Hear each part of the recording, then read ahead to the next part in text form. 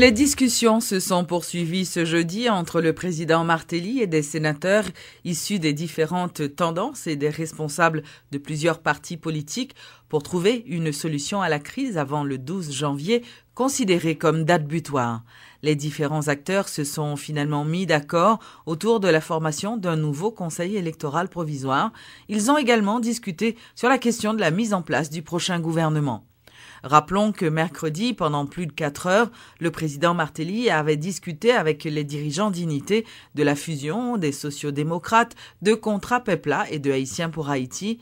Et selon le secrétaire général de la fusion, Rosemont Pradel, l'accord qui sera trouvé concerne entre autres une interprétation de l'article 289 de la Constitution par les parlementaires. Nous croyons qu'il y a des avancées assez significatives qui sont faites sur la recherche d'un accord politique global.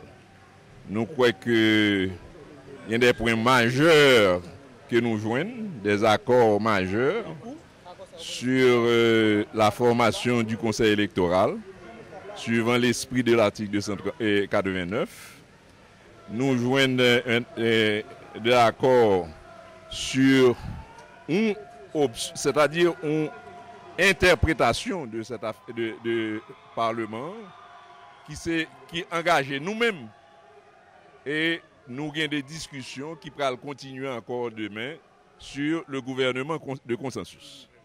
Les dirigeants des 4 partis politiques de l'opposition radicale et le chef de l'État doivent définir aussi ce jeudi le profil des personnalités devant former le CEP, ce qui a été fait car le dossier n'a pas été abordé hier lors de la séance de travail.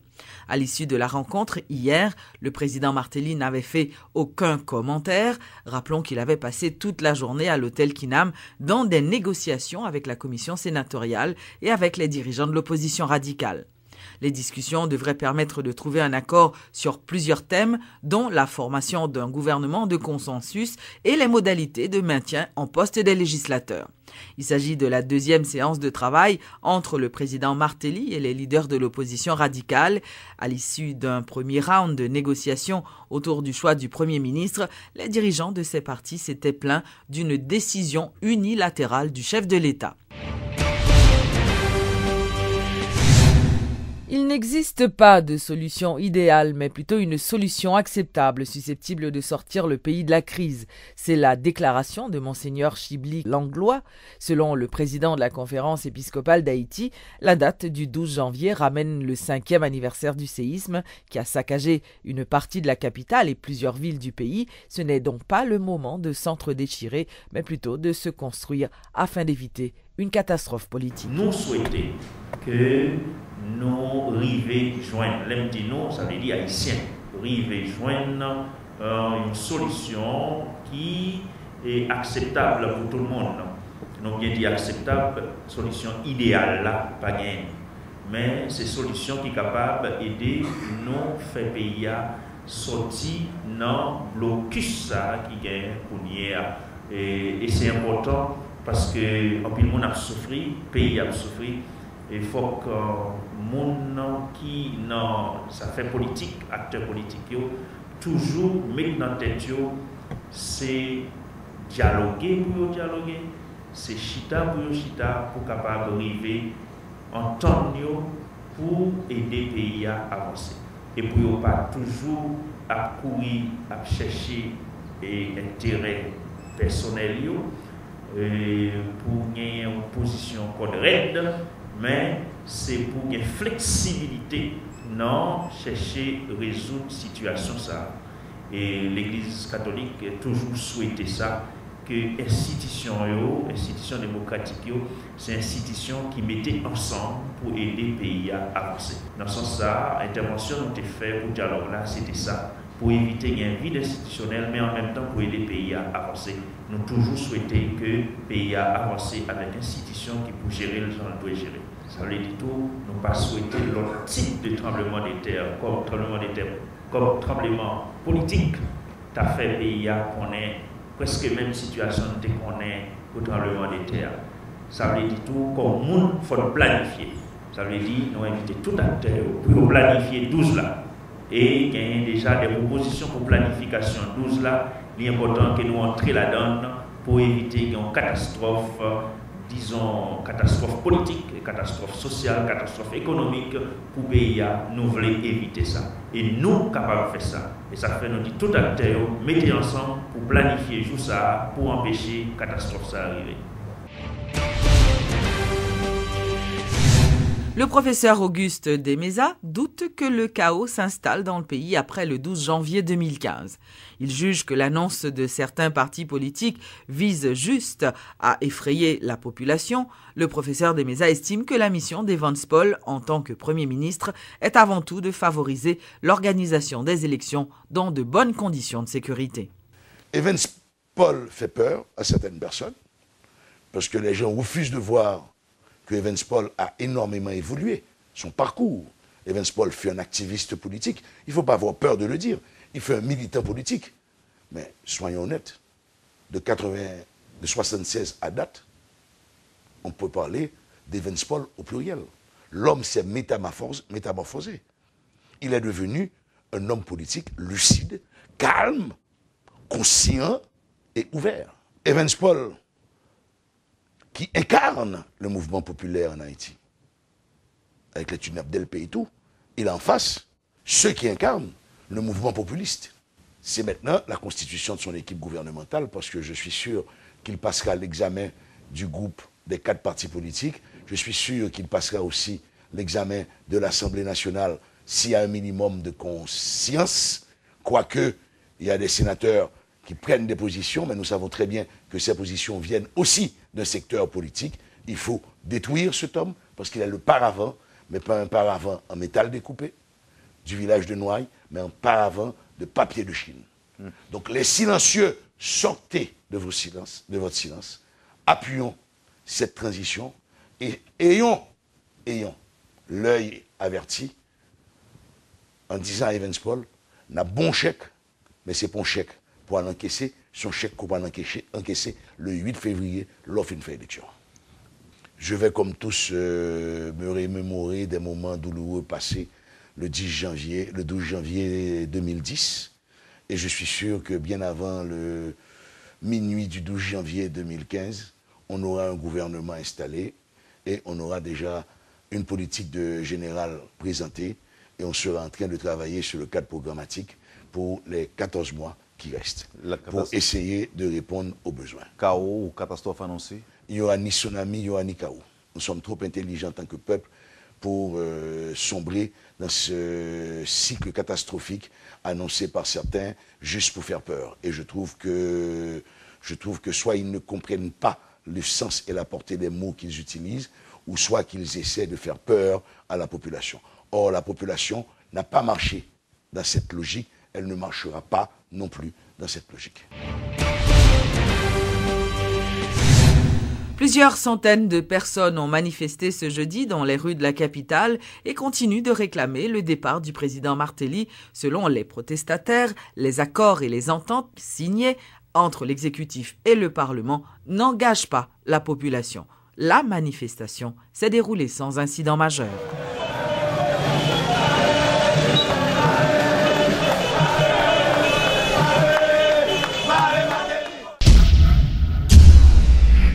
Le séisme du 12 janvier 2010 restera dans la mémoire non seulement comme une catastrophe qui a affaibli l'économie haïtienne et détruit la plupart des infrastructures importantes du pays, mais également fait basculer la vie de nombreux citoyens.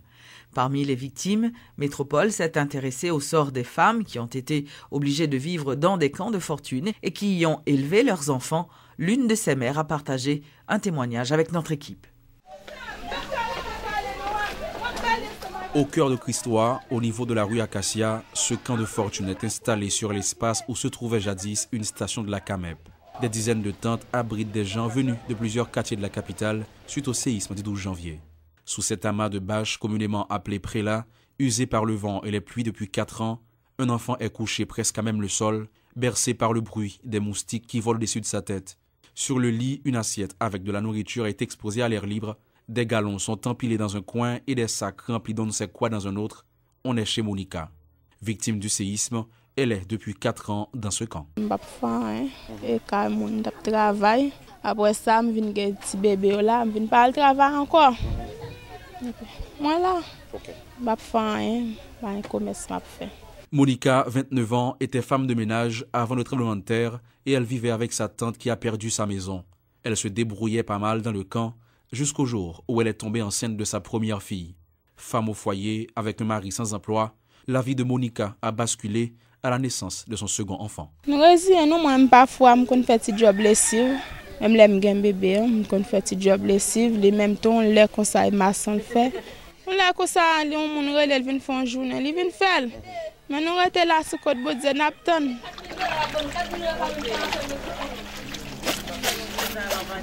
Sous cette petite tente de fortune, 5 personnes trouvent refuge tous les soirs. Monica, son frère, son mari et ses 2 enfants. Si la jeune femme arrive à supporter cet état de fait, elle accepte mal que l'éducation de sa fille de 3 ans soit hypothéquée par la réalité quotidienne de ce camp. Là, tout le temps, il a joué, si mon ali même ça le temps de dire c'est lui même la répéter. Ça qu'on vient te quoi doit caler là, soit n'importe ça dit maman le jouer et me kon sorti ça bon problème parce que pas dans bouche moi, li tendel même qu'on obligé caler pour pas répéter l'école. À 29 ans, Monica est la spectatrice d'un triste film dont l'acteur n'a pas les gadgets de James Bond ou la dextérité d'Angelina Jolie pour se sortir des situations difficiles. C'est le film de sa vie.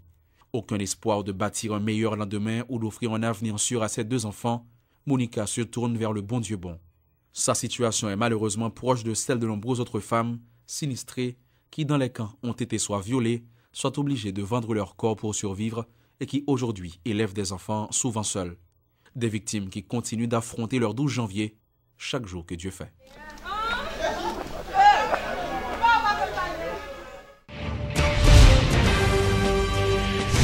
Le cardinal Chibli Langlois a quitté le pays ce mercredi à la tête d'une délégation de 11 membres de la conférence épiscopale d'Haïti en direction du Vatican, à Rome. L'objectif de ce voyage est de participer à une journée commémorative ce samedi 10 janvier, une journée qui sera consacrée à Haïti par le pape François à l'occasion du 5e anniversaire du séisme, exprimant ainsi sa collaboration avec l'Église et sa solidarité envers le peuple haïtien.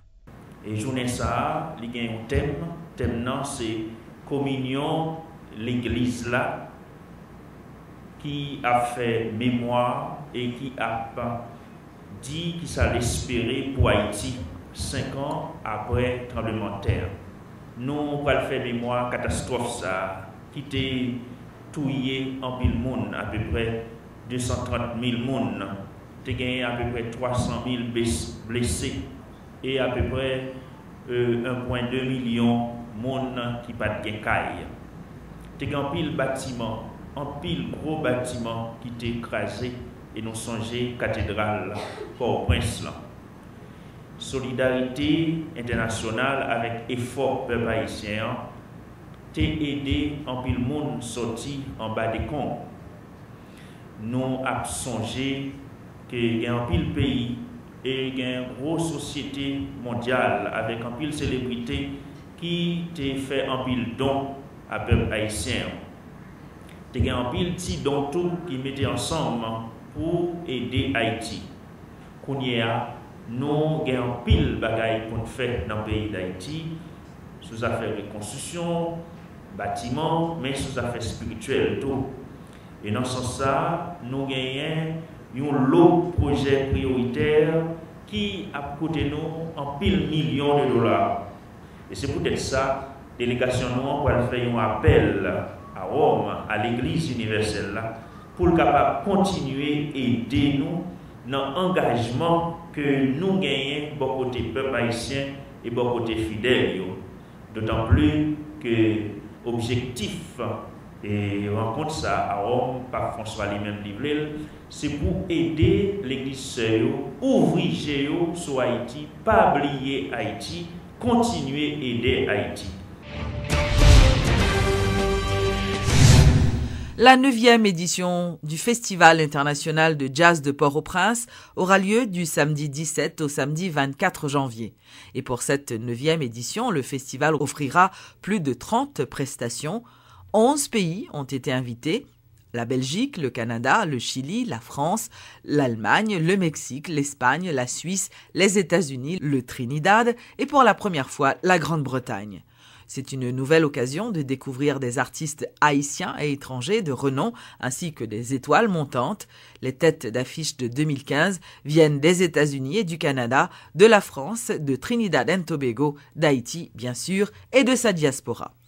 Et voilà, métropole, partout où l'action se passe du côté du Caribbean Convention Center dans le cadre de la 9e édition du Festival international de jazz de Port-au-Prince. Le lancement qui vient d'être réalisé avec la ministre de la Culture, Mme Monique Rocourt, mais également les représentants des différentes ambassades. Suivez ce reportage. Le festival de jazz cette année, c'est plus de 30 prestations de 11 pays invités, dont la Belgique, le Canada, le Chili, Trinidad notamment. Le pays à l'honneur est le Mexique et la Grande-Bretagne signe sa première participation au festival. Écoutons tour à tour Monique Rocourt, ministre de la Culture, M. Rick Sheehan, chargé d'affaires AI de l'ambassade de Grande-Bretagne, et M. Diego Ruiz, chargé de mission de l'ambassade du Mexique. Aujourd'hui, le Festival international de jazz de Port-au-Prince est une coproduction dynamique de nombreuses entités. Tous ces acteurs regroupés au sein d'un comité d'organisation coordonné par la Fondation Haïti Jazz qui assure, au nom du comité, la réalisation du festival. Et c'est un grand plaisir d'être ici aujourd'hui et pour le Royaume-Uni de participer pour la première fois dans le Festival du Jazz en Haïti. Au nom de l'ambassade du Mexique, je voudrais remercier les organisateurs de 9e édition du Festival de Jazz, le plus grand festival musical des Caraïbes, pour avoir invité le Mexique encore cette année, pour la 9e fois depuis 2007.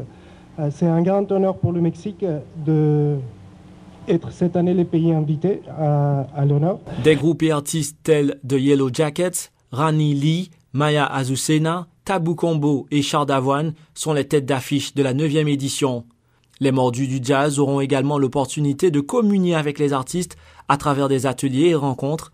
La couverture médiatique sera assurée par 10 journalistes étrangers et 3 médias locaux dont la TNH, Le Nouvelliste et Télémétropole. C'est parti pour la 9e édition du Festival de jazz de Port-au-Prince. Une édition qui va s'étendre du 17 janvier au 24. Rendez-vous donc sur les différentes scènes, scène Barbancourt, scène Prestige, scène Digicel, mais également au After Hours.